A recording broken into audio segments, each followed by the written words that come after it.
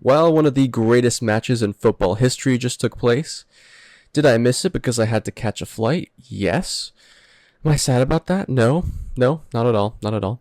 But if you didn't see it like I did, don't worry because today I will be giving a full recap of the match, including Barcelona players' strong words after the game against the referee, which I'll be going into great detail with.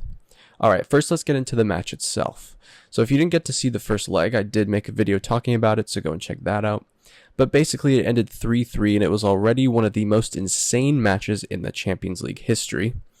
I thought there was no way the second leg could top it, but clearly it did. And honestly, I think the most impressive thing Inter did was take a script that was clearly written for Barcelona and make a last minute edit. Let me explain. So after the first half, Inter were up 2-0 after a great breakthrough and then also a penalty. We'll discuss that penalty in more detail later with all the referee stuff. But at 2-0, the stage was absolutely set for a Barcelona comeback. And then, of course, that happened. Rafinha put this goal in the 87th minute, and that was it. Barcelona were 2-0 down and went on to lead by 3-2. 6-5 on aggregate. What a thriller, but of course Barcelona go through. This is their season. Yamal, Rafinha, Pedri. Of course they made it to the final, where they'll go on to win the treble. Oh, Acerbi scored?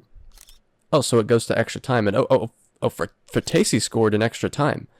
Inter are winning? Okay. But here's Yamal on a break. He's going to tie the game and send it to penalty. No. Jan Sommer pulls off a ridiculous save. And Inter win? Incredible.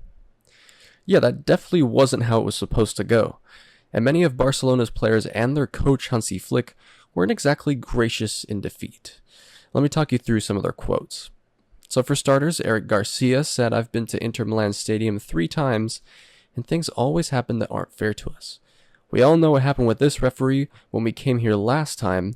It's no excuse because we conceded 7 goals, but..."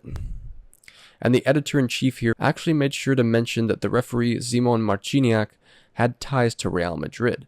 I wondered what on earth that was all about, so I did some digging, and found this photograph where he can be seen next to what looks like a makeup bag with a Real Madrid logo on it. Everyone knows that just to be safe, you should throw any and all bags out the window just in case you ever referee a game of their rivals. Yeah, this evidence was actually taken seriously by a lot of the press in Barcelona, which does show a certain level of desperation and a certain level of being a sore loser. Pedri also chimed in against the referee, saying this isn't the first time this has happened to us with this referee. UEFA should look into it. There are things I don't understand and they're difficult to explain. All the 50-50s went to them. In the penalty on Lamine, which later became a foul, he didn't give Mkhitaryan a yellow card, which would have been the second. And honestly, Barcelona fans, I can't comment on the 50-50 thing because I didn't get to see every single refereeing decision. But for the Mkhitaryan challenge, I do think Pedri has a point. This is definitely a yellow card worthy, so it's valid to say that the referee definitely made mistakes. The most controversial referee decision by far, though, was the penalty given for Inter in the first half after this challenge by Cubarsi. Now, in real time from afar, it genuinely looks like an incredible challenge, but upon further inspection in slow motion, you can definitely see that he goes through Lautaro Martinez before getting a bit of the ball at the end. A lot of people had their differing opinions about this challenge. Arsene Wenger said this: "I am highly against these kinds of penalties, and I am highly against using the slow motion. At normal pace, this is a great tackle. He's first on the ball. Why does cubarsi touch him? Look what Lautaro is doing. He leans into him. He looks for the penalty. He knows he cannot score because he feels the defender there. The referee in this situation has not made the right decision.